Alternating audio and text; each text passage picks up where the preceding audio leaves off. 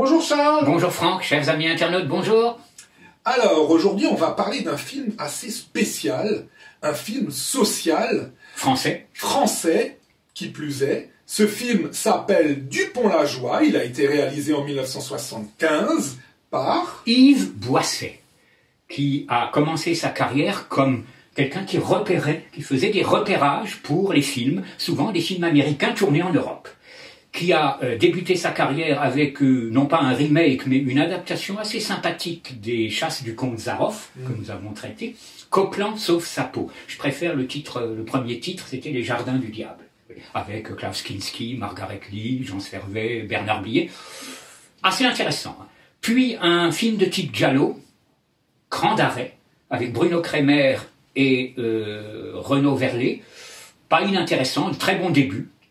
Très bon début, après, bon, un peu plus banal. Et après cela, Monsieur Boisset va faire du social, du film où il va critiquer la société. Alors il y aura L'attentat, Guerre d'Algérie, il y aura RAS, peut-être son meilleur film, il y aura Un Condé, avec Michel Bouquet, qui critique la police, il y aura Le juge Fayard, interprété par l'immense Patrick Devers, il y aura La femme flic, où Moumiou se bat contre des pédophiles. Donc il y aura La tribu, sur des médecins véreux, donc des sujets forts, et Dupont-la-Joie, le sujet, vous allez voir, si vous ne connaissez pas, il est fort. C'est l'histoire d'une petite famille, ces trois personnes, un étudiant et ses parents, qui tiennent un bar à Paris, et chaque année ils partent en vacances. Demain c'est les vacances, alors il faudrait peut-être commencer à ranger, Monique, parce que ce soir il n'est pas question de fermer à minuit. Alors le sujet c'est vraiment camping. Monsieur Collin, Hein? les Lajoie. Oh! Oh, bah voilà les plus beaux! Cocotte! Georges et sa Ginette! Oh, mais il a changé de caravane l'année dernière, il a changé de voiture!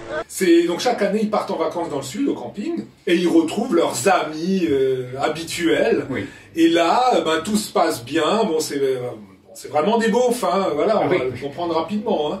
Et il va y avoir une espèce de fête, un peu comme les Jeux Intervilles. Et pendant ces jeux, ce personnage qui tient le bar, il va violer la fille d'un ami à lui, de leur petite troupe. Oui. Quoi. Et il va faire porter le chapeau à des Arabes qui travaillent sur un chantier du coin. Oui. Le sujet est quand même très dur. Oui. C'est un sujet qui est très percutant. Oui.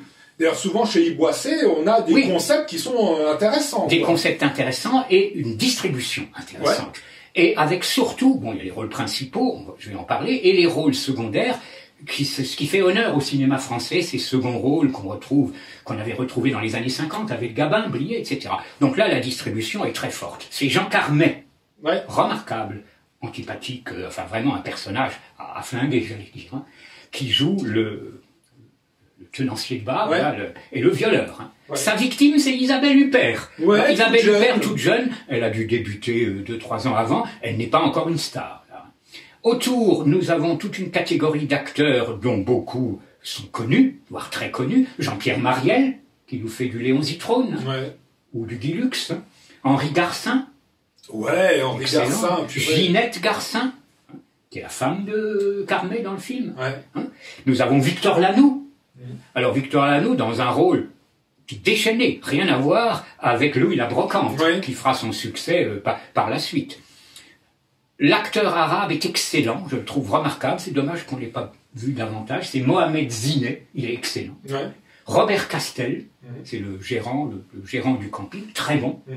Pascal Roberts, Michel Perrellon, les Alsaciens, là, bon, assez ridicule. Sacha Briquet, le fils de Jean Carmet, bon, assez ridicule. Donc on a toute une galerie de personnages qui sont et qui jouent bien. Le problème, c'est pas le jeu des acteurs. Le problème, c'est qu'est-ce qu'on leur demande de faire. Et alors là, malheureusement, patatras, quoi. Patatras. Alors tout de suite, disons-le, Charles, l'histoire est absolument percutante, elle est super forte, signé Jean elle est géniale, c'est un scénario du feu de Dieu. Ah oui, en béton. En béton, d'ailleurs, vraiment, j'aimerais bien qu'un metteur en scène reprenne cette histoire et la mette d'actualité, parce que c'est fort, c'est percutant, c'est solide, mais malheureusement, cette force de scénario, elle est complètement court-circuitée par des personnages. Yves Boisset, il nous a fait des personnages, mais c'est des caricatures, mais pas possible, quoi. Et dans tous les sens. Dans tous les sens. Que ce soit les immigrés ou que ce soit les Français. Ah oui, là, il y a... Parce que là, pour le coup, il fait pas de racisme. Non, là, il n'y a pas de racisme. Ils sont tous loupés, quoi. L'immigré italien, il est loupé. Les Arabes, ils sont loupés. Les Arabes, ils ont l'air bébêtes, enfin, comme pas possible. Les Français, ils sont beaufs. L'anou, il est L'anou, c'est une caricature absolue. L'Alsacien. Non, parlons pas. C'est pas Louis Labrocante. Oh là là, Jean Carmet. Ouais. Alors, il faut savoir que Yves Boisset a un maître, c'est André Cayatte, le célèbre avocat qui a réalisé des films de justice très intéressants, particulièrement dans les années 50, Justice est faite, Nous sommes tous des assassins, Après le déluge, qui, dans les années 60, aura pratiquement le même défaut. C'est-à-dire qu'il a fait un film qui s'appelle Le glaive et la balance, où je retrouve exactement le même défaut. Le glaive et la balance, le sujet est simple. Tu as 3 hommes qui sont condamnés. On sait qu'il y en a 2 qui sont coupables et 1 est innocent. On condamnera tout le monde. Ouais. Donc tu vois, pas de subtilité. Il fera Mourir d'aimer, qui n'est pas inintéressant sur l'affaire de cette professeure amoureuse. Il fera Les risques du métier, où Brel est accusé par une gamine. Trop... ça devient gênant. Dans la manière les sujets sont forts, mais dans la manière de faire. Et là, c'était Armand Jameau, l'homme des dossiers de l'écran, qui était le co-scénariste. Ouais, moi j'étais absolument mal à l'aise en regardant ce film, parce que c'est comme les films américains. C'est tellement manichéen qu'on se laisse prendre et à la fin il y a une justice, l'arabe se fait justice lui-même, on jubile, on est super content que la pourriture de Carmet se fasse défoncer. Mais dans son bar. C'est vraiment faire appel aux instincts primaires, et comme il n'y a aucune nuance et comme il n'y a pas de vérité, finalement ça dessert le message qu'il veut montrer à tout le monde. Tu as tout dit là, t'as tout dit. C'est dommage, quoi, c'est dommage. Oui. Un mot sur la musique, parce que la musique est intéressante. Alors c'est l'un des compositeurs les plus connus, les plus populaires du cinéma français, qui a à son actif des titres que tout le monde connaît, c'est Vladimir Cosma. Tous les films de Gérard Houry, à partir de Rabbi Jacob, donc Rabbi Jacob c'est lui, L'As des As c'est lui, les musiques d'Yves Robert, Le Grand Blond avec une chaussure noire, les chansons de la Boum, Château Vallon à la télévision, Michel Strogoff, enfin on pourrait en citer, et qu'il a, lui il est très discret. Un petit générique de musique de vacances, presque havaïen. Ouais, très réussi. Très réussi, et puis un petit thème plus dramatique selon le sujet, mais qui n'envahit pas, c'est une belle réussite. Ouais. Boisset le reprendra pour un autre film polémique, Le Prix du danger. Ouais. Qui est pas mauvais. Qui est pas mauvais avec. Boisset, il a toujours des sujets, des concepts super, quoi. Mais le problème, c'est que, comme tu dis, il y va à l'arrache-pièce, et puis, il veut, on n'arrive pas à être convaincu. Dans ces films, les personnages n'ont aucune finesse. Voilà. Normalement, un personnage, il doit toujours avoir une double couche. Il doit toujours avoir ce qui montre aux gens, et à l'intérieur quelque chose de différent qui fait que on n'est jamais dans le personnage tout bien ou tout mauvais. Exactement. Alors que là, il arrive avec ses gros sabots, quoi. Le gentil immigré italien qui prend la défense des Arabes.